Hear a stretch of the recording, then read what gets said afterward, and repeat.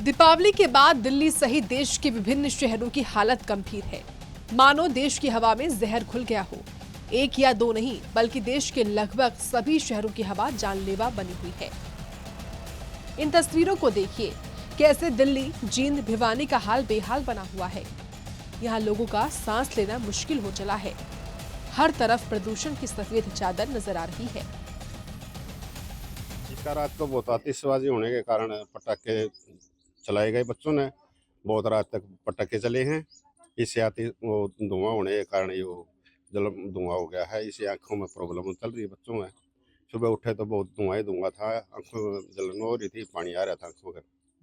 और ज़्यादातर ये खेतों में पराली जलाई जा रही है, जिसके कारण भी वायु प्रदूषण हो रहा है। जींद शहर की हवा की बात की जाए तो बेहद ही खतरनाक स्थिति में जाती हुई नजर आ रही है। अगर आज सुबह का एयर क्वालिटी इंडेक्स 435 के पार पहुंच चुका और ये कहीं ना कहीं बेहद ही खतरनाक है स्थिति की तरफ जाता बढ़ता हुआ नजर आ रहा है, क्योंकि जब सुबह लोग घरों से बाहर निकले तो शाम तो एक आसमान में फॉग का एक चैम्बर चारों तरफ बना हुआ था। लोगों की आंखों में जलन भी हो रही थी और कहीं ना कहीं सांस लेने में भी बड़ी कठिनाई उनके सामने आ रही थी। और इसका सबका कारण ये है कि अब जो दीपावली का जो त्योहार मनाया गया था, रात को भी आतिशबाजियां हुई थी। जब लोग सुबह सैर के लिए निकलते हैं, उनको भी अवॉइड करने के लिए प्रशासन ने बोला हुआ है कि जब तक जींद शहर की जो गुणवत्ता है हवा की वो ठीक नहीं हो जाते, तब तक हर चीज़ से अवॉइड करने के लिए लोगों को बोला गया है। अब देखने वाली बात यह हुई कि जो एयर क्वालिटी इंडेक्स 435 के पार पहुंच चुका है, ये कब तक ऐसा ही बना रहेगा और आगे क्या बढ़ेगा और कब लोगों के लिए जो हवा है वो सांस लेने के लिए योग्य होगी।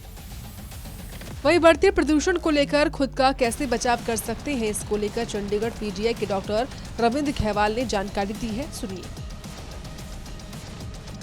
इस समय जो एयर पोल्यूशन की स्थिति है वो काफ़ी गंभीर है और हमें प्रिकॉशन लेने की ज़रूरत है।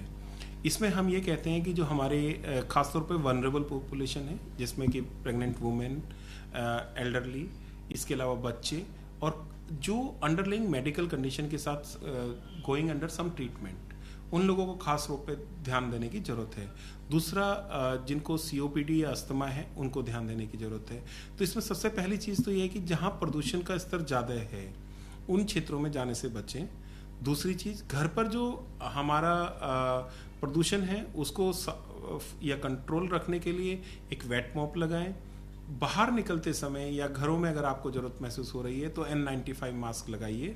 देखिए, ये जो है ये मेट्रोलॉजिकल फिनोमेना है, ये डिपेंड करता है कि इस रीजन में स्मोग रहेगा या आप कह सकते हैं फोग रहेगा। तो जैसे जैसे अभी हम 15 नवंबर के बाद देखेंगे कि प्रदूषण के स्तर में काफ़ी गिरावट होगी और फिर वो जो स्मोग है उसकी बजाय अब हम फोग देखने को मिलेगी।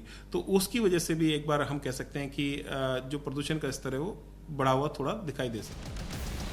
वहीं गाजियाबाद में भी प्रदूषण के कारण हवा का स्तर बेहद खराब हो गया है और AQI गंभीर श्रेणी में पहुंच गया है। मौसम में तब्दीली होने के साथ ही दिल्ली NCR सहित गाजियाबाद में भी प्रदूषण का स्तर बढ़ने लगता है। तस्वीरें आपको दिखाना चाहूँगा। जैसे जैसे दिल्ली NCR में प्रदूषण का स्तर बढ़ता है, वैसे वैसे गाजियाबाद की भी हवा खराब होने लगती है। तो वहीं प्रशासन और NGT के आदेश के बाद भी गाजियाबाद के वासियों ने करोड़ों के पटाखे फूंक डाले, जिसके बाद गाजियाबाद की क्वालिटी इंडेक्स की बात की जाए तो वो 308 है, जो कि रेड जोन में है। वहीं सेहत के लिए बहुत ही हानिकारक है। तो वहीं स्वास्थ्य विभाग द्वारा ये भी हिदायत दी गई है कि जैसे जैसे प्रदूषण का स्तर बढ़ता जाएगा वैसे वैसे दमा और अस्थमा के मरीज भी बढ़ते नजर आएंगे। तो वहीं जो सुबह मॉर्निंग वॉक पे लोग निकलते हैं उन्हें ये मॉर्निंग वॉक अवॉइड करना चाहिए। तो वहीं शासन और प्रशासन द्वारा कवायदें तो की जाती हैं, लेकिन वो कवायदें सिर्फ कागजों में ही देखने को मिलती है, जिसको लेकर शासन और प्रशासन को इस पर विशेष ध्यान देना चाहिए और सख्त से सख्त कानून बनानी चाहिए। गाजियाबाद से सतीश कुमार, सूर्य समाचार के लिए।